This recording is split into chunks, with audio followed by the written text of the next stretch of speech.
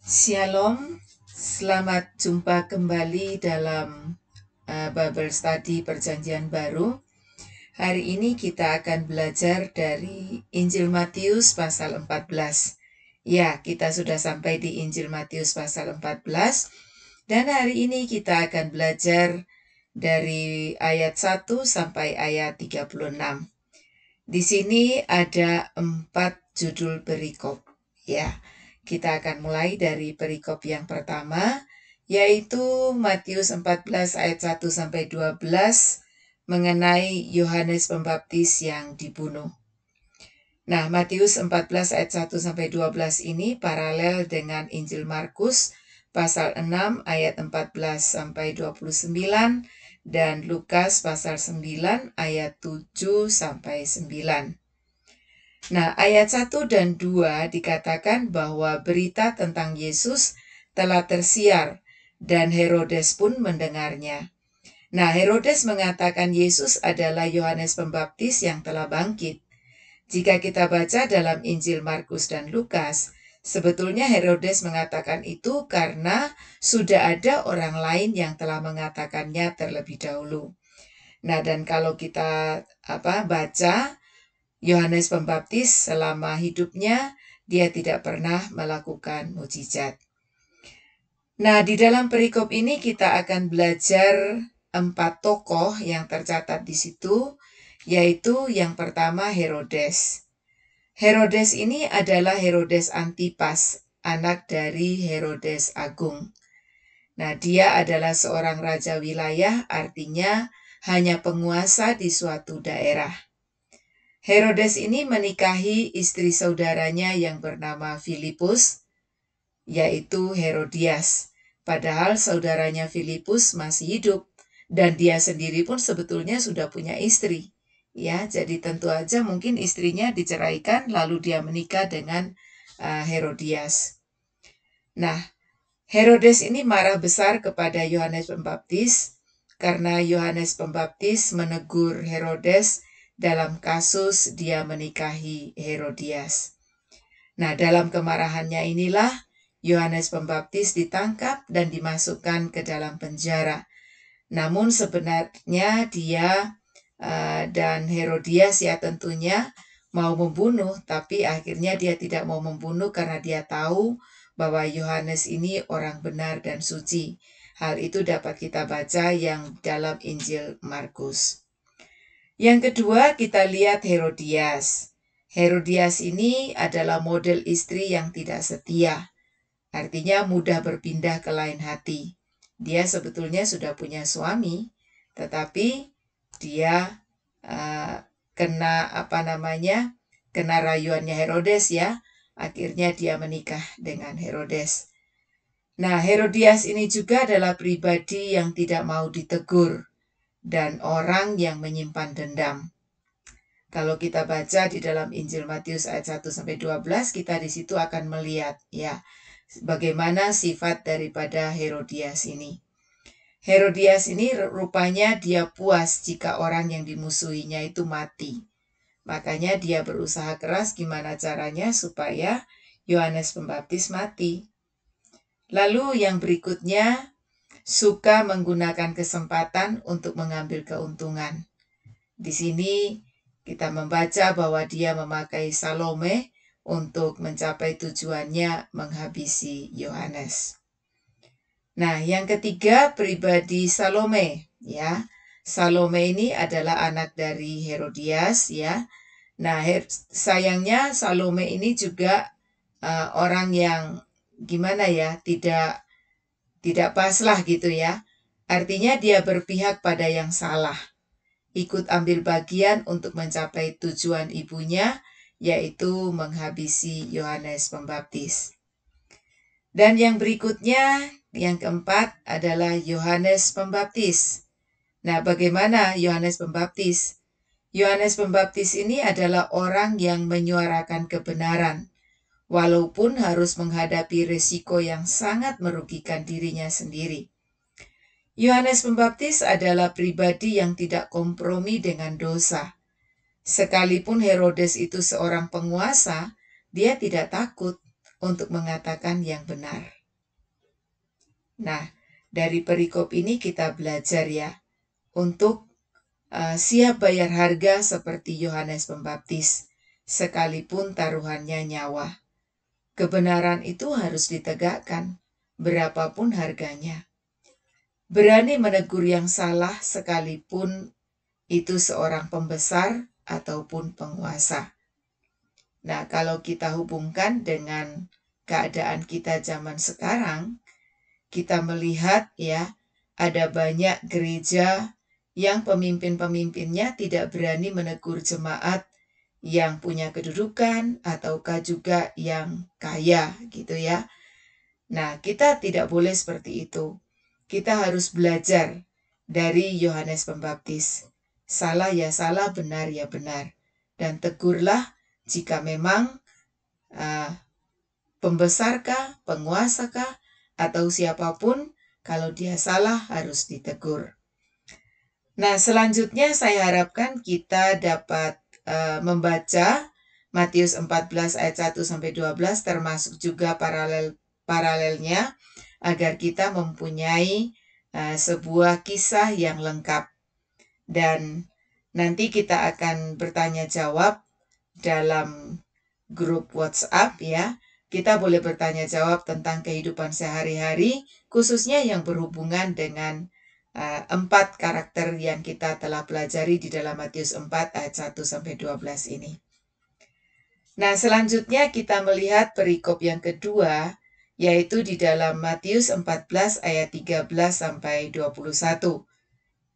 Di situ bercerita tentang, atau judul perikopnya tentang Yesus memberi makan 5.000 orang. Ini paralel dengan Markus pasal 6 ayat 30-44,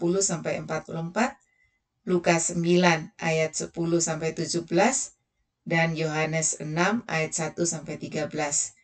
Nah, Yesus memberi makan 5.000 orang ini tercatat ya di dalam 4 Injil. Nah, dalam perikop ini kita belajar tentang siapa Tuhan Yesus itu. Nah, yang pertama, Tuhan Yesus adalah pribadi yang mengerti keadaan. Nah, di situ diceritakan tentang Tuhan Yesus mengajak murid-muridnya untuk menyingkir dan istirahat.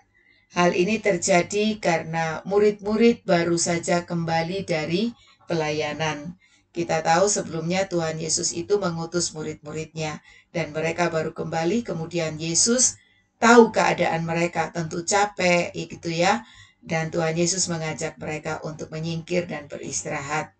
Nah, di sini kita belajar melayani itu harus ya, tapi juga harus ada waktu untuk istirahat. Tapi satu hal harus dicatat, jangan istirahatnya kebanyakan sehingga melayaninya lupa. Lalu yang kedua, kita melihat Yesus pribadi yang penuh dengan belas kasihan. Hal ini bisa kita baca di dalam Injil Matius pasal 14 ayat 14, 16, 19, dan 20. Nah, coba ya saya bacakan Matius 14 ayat 14, 16, 19, dan 20. Demikian bunyi firman Tuhan. Ketika Yesus mendarat, ia melihat orang banyak yang besar jumlahnya. Maka tergeraklah hatinya oleh belas kasihan kepada mereka, dan ia menyembuhkan mereka yang sakit. Jadi kita lihat, Yesus hatinya tergerak oleh belas kasihan. Lalu ayat 16 dikatakan, tetapi Yesus berkata kepada mereka, tidak perlu mereka pergi, kamu harus memberi mereka makan. Tuhan Yesus tahu bahwa orang-orang yang jumlahnya tadi banyak itu, mereka lapar ya, karena mereka mengikut Yesus itu bukan hanya sejam 2 jam, tetapi tentunya mereka sudah lama ya. Artinya lama ini waktunya, durasi waktunya lama, sehingga orang-orang itu pasti lapar.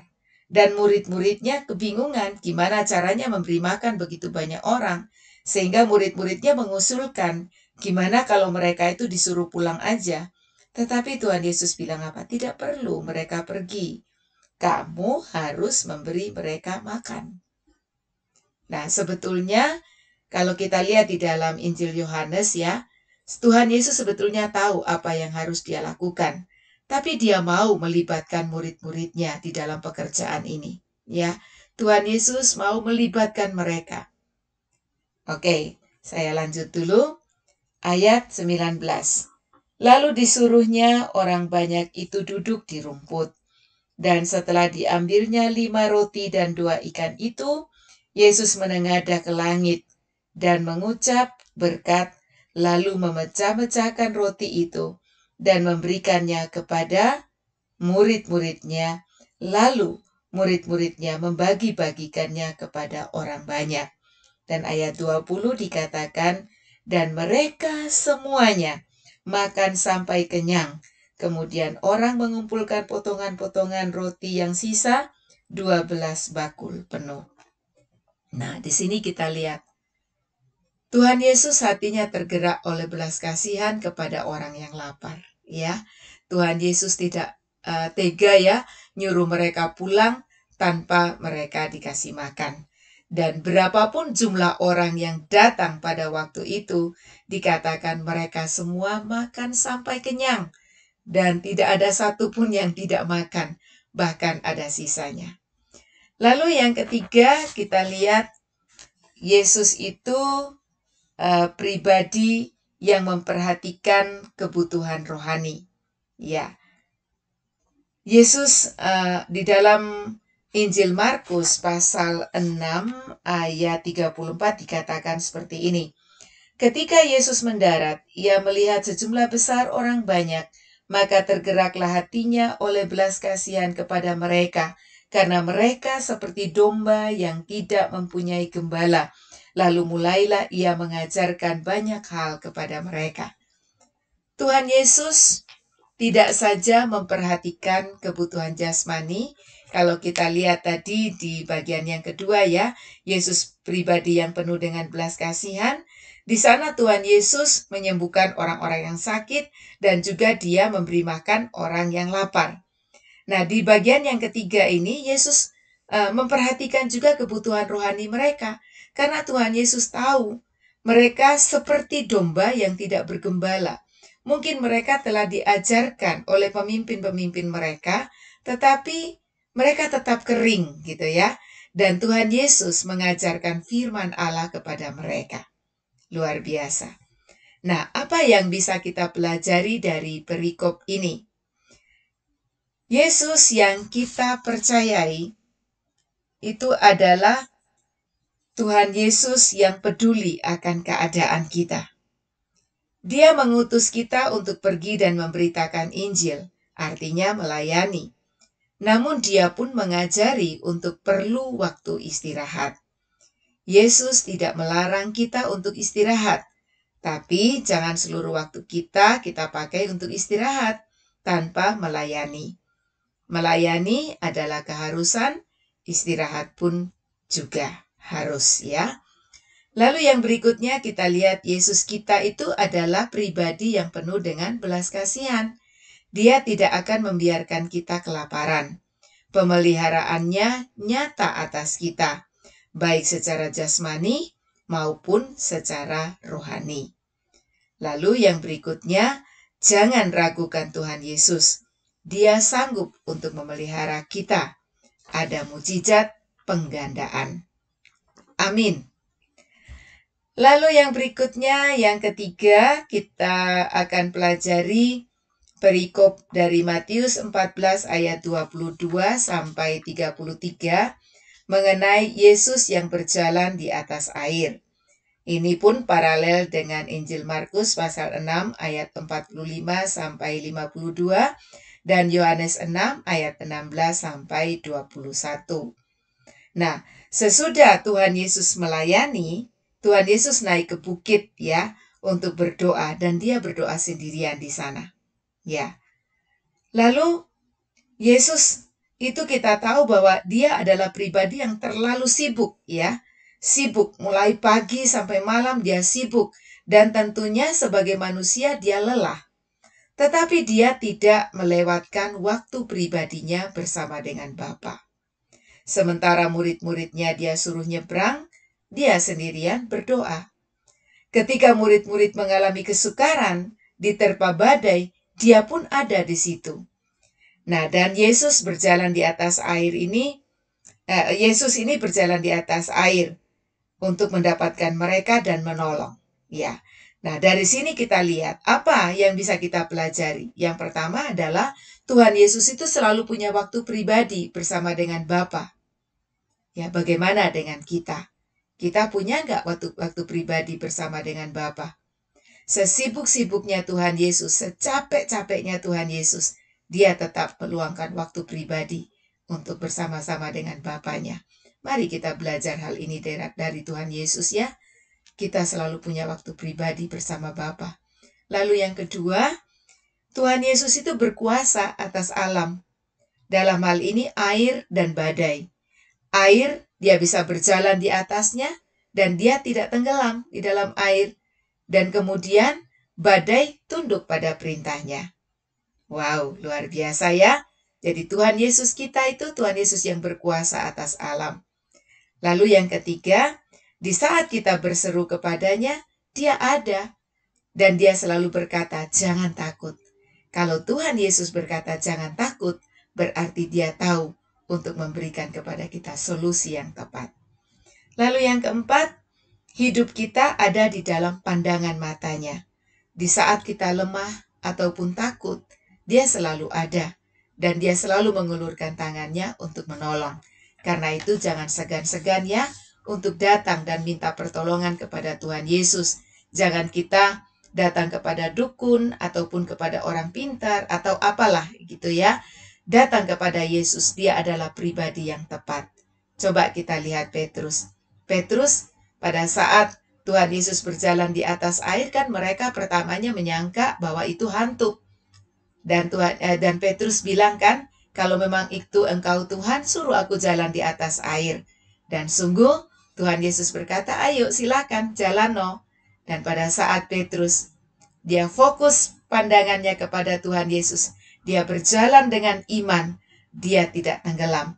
Tapi pada saat dia merasakan angin badai yang menghantam tubuhnya, dia pun bimbang, dia tenggelam. Tetapi apa yang terjadi? Tuhan Yesus segera mengulurkan tangannya untuk Petrus, dan Petrus pun tertolong. Bapak Ibu yang dikasihi Tuhan, apapun persoalan kita hari ini, percayalah, Tuhan Yesus kita adalah Tuhan Yesus yang berkuasa atas segala sesuatu. Bukan saja atas alam, tetapi atas segala sesuatu. Kita boleh datang kepada Dia dan kita boleh meminta pertolongannya.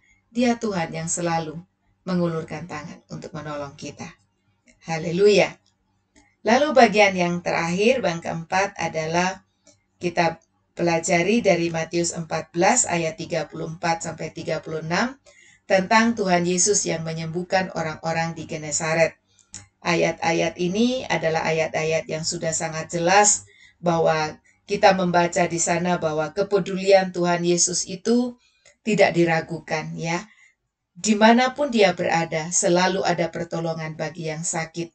Semua orang yang menjamahnya menjadi sembuh. Setidaknya itu yang ditulis di dalam Injil Matius pasal 14 ayat 34 sampai 36. Dan saya percaya ketika kita pun mengalami sakit di dalam tubuh kita, jika dia berkenan untuk menyembuhkan, maka dia pasti menyembuhkan. Ya, asal saja kita menjamah dia, selalu berada bersama dengan dia, kita pasti akan mendapatkan pertolongannya. Nah, dan kalau kita tidak sembuh gimana? Apakah Tuhan Yesus tidak peduli akan kita? Dia tahu yang terbaik buat kita. Yang penting satu hal, kita sakit, dia menyembuhkan, kita bersyukur. Dia tidak menyembuhkan sekalipun berarti dia punya rencana yang lebih daripada yang kita inginkan. Tetapi satu hal, tetap percaya Yesus itu adalah Tuhan. Nah, kesimpulan yang bisa kita pelajari pada hari ini adalah yang pertama, nyatakan kebenaran dengan berani. Lalu yang kedua, Tuhan Yesus itu adalah Mesias yang datang untuk menyelamatkan umatnya, baik itu secara jasmani maupun juga secara rohani. Dan yang ketiga, hiduplah bersama dengan Yesus setiap hari dan alami kedahsyatan kuasa-Nya. Ini yang bisa saya sampaikan pada hari ini. Saya sangat mengharapkan Bapak Ibu semuanya bisa membaca ya. Sekali lagi saya anjurkan, saya dorong, bacalah kitab Injil Matius pasal 14 seluruh ayatnya, dan kita akan ketemu di dalam diskusi kita di grup WhatsApp. Ya. Selamat belajar, Tuhan Yesus memberkati, sampai jumpa.